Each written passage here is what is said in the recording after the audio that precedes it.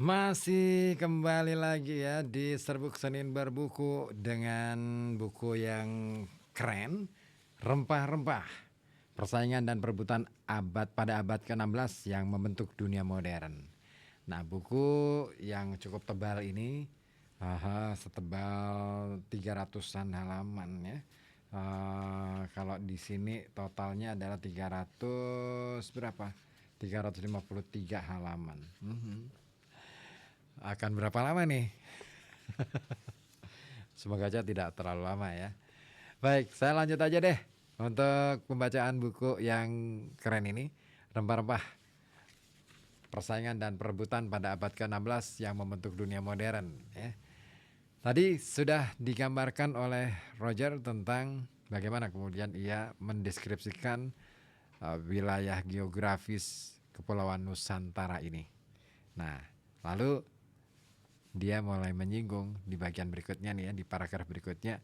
Paragraf ke berapa ini dari judul pengantarnya tuh bukan 1, 2, 3, 4. Nah, paragraf keempat nih. Dia mulai menyinggung soal rempah-rempah. Ya, daya tarik rempah-rempah sudah ada sejak zaman dahulu kala.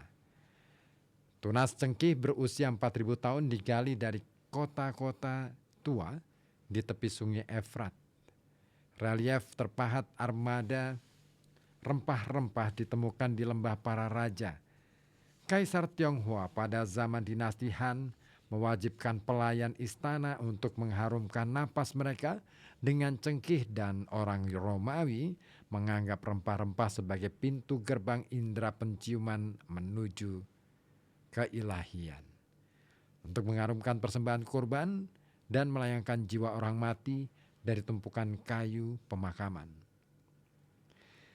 Rempah-rempah telah dihargai sebagai antiseptik, analgesik, dan juga afrodisiak untuk menyemarakkan makanan dan minuman sebagai isyarat surga.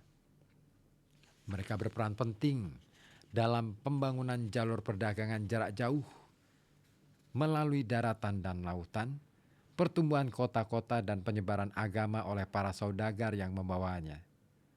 Ringan dan tahan lama, rempah-rempah adalah komoditas pertama yang benar-benar mendunia. Peningkatan harganya saat melalui banyak tangan sungguh menakjubkan, hingga 1000% pada saat mencapai Eropa. Sehingga rempah-rempah ini bisa bernilai lebih besar daripada beratnya dalam emas. Ada kalanya rempah-rempah bahkan telah menjadi mata uang tersendiri. Pada abad pertengahan, orang-orang Eropa marah karena perdagangan rempah-rempah sebagian besar berada di tangan pedagang Muslim dan emas batangan mereka terkuras untuk membayar rempah-rempah tersebut. Rahasia asal-usul cengkih dan pala tidak diketahui. Rumor dari para pelanconglah yang membangkitkan rasa ingin tahu tersebut. Marco Polo mengira cengkih berasal dari Tiongkok. Dia pastinya pernah melihat sebatang cengkih di Tiongkok yang diimpor dari Kepulauan Maluku dan pala dari Jawa. Misionaris Fransiskan Odoric dari Pordenone yang melewati Jawa pada awal abad ke-14 mendapatkan informasi bahwa cengkih berasal dari suatu tempat yang berada di timur tanpa dapat mengidentifikasi lokasinya dengan tepat. Pelancong Italia Ludovico di Vartema mengaku pernah mengunjungi Kepulauan Banda dan Maluku sekitar tahun 1505 dan menggambarkan budidaya cengkih dan pala. Kisahnya dengan cepat menyebar melalui media cetak. Pusaran spekulasi dan keinginan inilah yang menjadi faktor pendorong penjelajahan oleh bangsa Eropa. Columbus berlayar ke barat dengan tujuan mencapai Hindia, Tiongkok, Jepang, dan kepulauan rempah-rempah untuk mengikuti jejak kekayaan negara-negara timur langsung ke sumbernya dan menyingkirkan para perantara Muslim. Anotasi dalam kisah perjalanan Polo dalam bahasa Latin yang masih ada hingga saat ini menunjukkan niatnya rempah-rempah, emas dan permata. Namun dia malah mencapai benua Amerika. Vasco da Gama berlayar ke timur menuju India pada tahun 1511. Pelaut Portugis tersebut mencapai Malaka di semenanjung Malaya, sangat dekat dengan Pulau Sumatera. Hal yang terjadi selanjutnya akan menjadi pokok bahasan buku ini. Kepulauan Maluku ditakdirkan untuk menjadi epicentrum permainan besar abad ke-16 yang benar-benar membentuk dunia. Pertama-tama, persaingan sengit antara Portugal dan Spanyol yang menghasilkan konsekuensi yang dirasakan di banyak tempat dan setelahnya menjadi persaingan global. Mereka akan meluncurkan sejumlah besar ekspedisi melalui Malaya, Selat Magellan, pantai Meksiko, dan lingkaran Arktik. Keduanya melepaskan armada dari Sevilla dan Lisbon, serta London yang melibatkan para penakluk dari Kastilia, mualim dari Portugis dan Basque, kartografer dari Flanders, pelaut dari Inggris, bankir dari Jerman dan Italia. Ekspedisi itu berujung pada bentrokan ganas dengan Kekhalifahan Utsmaniyah yang membawa orang Eropa berhubungan dengan kerajaan kuno Tiongkok dan Jepang.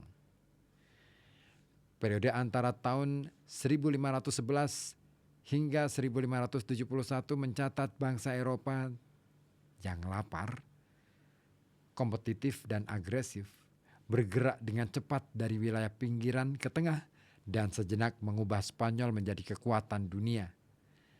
Dalam 6 dasawarsa penting ini, bangsa Eropa menunjukkan dunia itu bulat dan mulai mengisi kekosongan di Samudra Pasifik, mendirikan kota-kota global pertama dan menghubungkan lautan. Kekaisaran maritim mereka akan mendominasi lautan di planet ini selama hampir setengah milenium. Pelayaran epik serta tubrukan berbagai masyarakat dan budaya menghasilkan cerita yang luar biasa tentang ketahanan, keberanian, dan penderitaan di samping tindakan kekejaman mengerikan dan genosida terhadap penduduk pribumi. Mereka menghadirkan era baru informasi melalui pengembangan dunia percetakan dan membangun jaringan untuk sistem perdagangan global. Mekanismenya menyebabkan aliran perak di seluruh dunia sebagai alat tukar universal, menjadi batu loncatan dalam memicu daya tarik rempah-rempah. Semua ini akan berdampak pada wajah politik, komersial, budaya, dan ekologi dari dunia modern. Pada tahun 1511, 3 kapal Portugis berlayar dari Malaka untuk menelusuri jejak cengkih dan pala kembali ke sumbernya. Mereka bersiap untuk menuai imbalan yang sangat besar. Itulah bagian pengantar dari buku ini. Sebuah gambaran yang menarik kayaknya ya. Kalau dari pengantarnya seru nih, bakalan ada pengalaman seru tentang perjalanan rempah-rempah dan bagaimana kemudian dunia modern terbentuk dari pertikaian dan persaingan antar bangsa Eropa untuk merebutkan rempah-rempah itu tadi. Kita akan masuk ke bab 1, tapi saya mau menyapa terlebih dahulu yang sudah bergabung pada malam hari ini. Siapa ini? Oh, ada Pak Agus Soro di Karangjompo. Sehat-sehat ya Pak Agus ya di Karangjompo. Semoga aja kondisinya semakin membaik nih untuk kondisi di sana. Ya, masih banjir nggak Pak di Karangjompo?